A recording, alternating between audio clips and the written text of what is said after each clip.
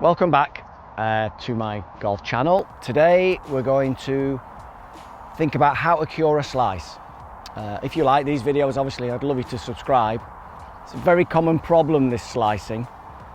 You lose distance, get disappointed, you're on the cusp of topping shots, hitting the ball too heavy, lots of negative things. So a slice, first let me explain, is a golf shot that starts to the left of your intended target but finishes to the right, and the greater that slice, the less distance you're going to have. So it's like a backspin. You're almost imparting a backspin, like a backhand slice at table tennis or tennis itself. So you could put a lot of effort into that, a lot of effort, a lot of speed, and really you don't get much reward, which is a shame. So to hit that ball straighter, or dare I say even with a little bit of a draw, is far more advantageous. You could put less effort in and hit the ball a wee bit straighter and further. Okay, so lots and lots of reasons why people may well slice the ball. It could be a grip problem, it could be a stance problem, but obviously, you know, you're going to then make a stance that's going to suit your shot shape. So you're probably aiming too far left for a kickoff. So when you go and practice down the driving range, try and be aware of your, obviously have a good grip, your alignment that's square. Don't play to the slice. Try and stand square, okay? So I have a target line here, this first red line on the ground, and I'm going to put another one on the ground parallel to it, which is for my tips of toes, knees, hips, shoulders, okay? So I'm simply facing the ball. Right. To slice it at some point, whatever the problem might be, at impact you're hitting the ball from here to here. You're hitting it from outside this line, and then on this side of the ball, in. You're hitting it from out to in. All these terminologies that you hear from your pals and golfing friends. Essentially, that is a slicing swing path that goes from outward to inward on this side of the ball. Okay. And occasionally, you will swing out to in, and the face of the golf club will close, and you'll hit the ball dead left and think, oh, I've got rid of my slice. You haven't. The slice will come back. Same swing path, just the face of the golf club was at a different angle at impact. Anyway, less of that negative stuff. We're going to try and learn how to cure it with a couple of drills. Firstly, I have an impact bag here.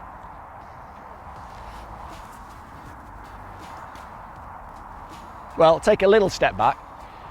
With this impact, which is representing a big golf ball, I'd be going from here to here and slicing across this ball this way. That's a slice. Okay. To hit the ball straight or with a draw, it would look more like this. See how the bag is moving this way? Okay. That's the draw spin that I'm imparting on this big bag here. And that's what we want to try and get with the ball. Okay, next stage, you might not well have an impact bag, but you should get one actually, £15 from Amazon or something, is a drill where we put 2 tees in the ground and then one a couple of inches ahead, slightly beyond this one. So if I hit both these tees, I would be attacking the ball from in to out. That's a drawing swing, or hitting the ball straight, or a draw. If I were a slicer of this world, I would never hit this tee. I'd be coming in and hit this one maybe, but the club would come in here. Slicing, we don't want that.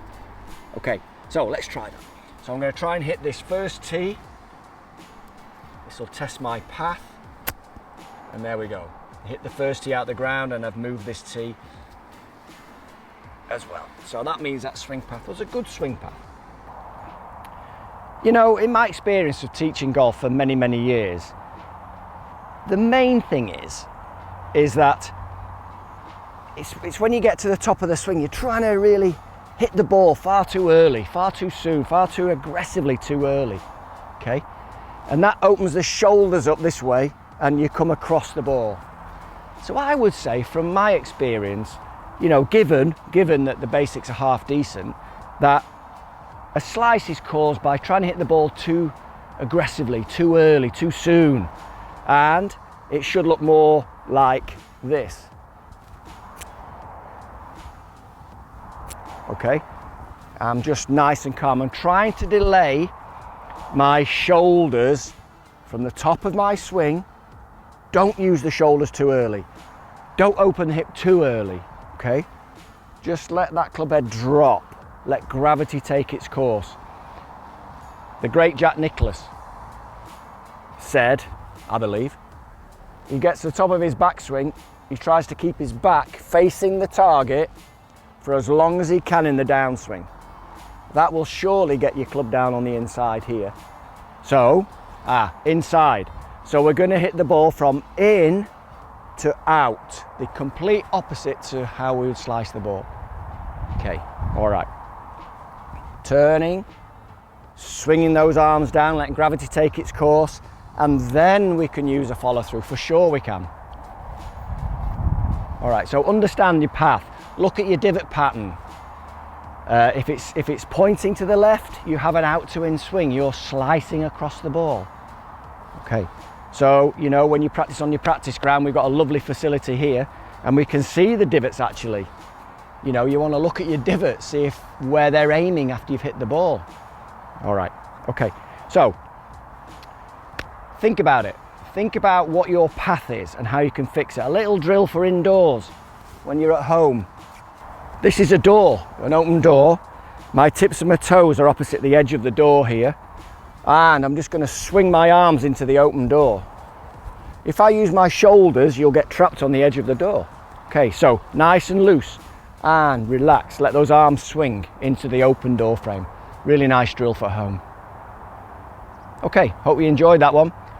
Next up, we're going to cure a big hook.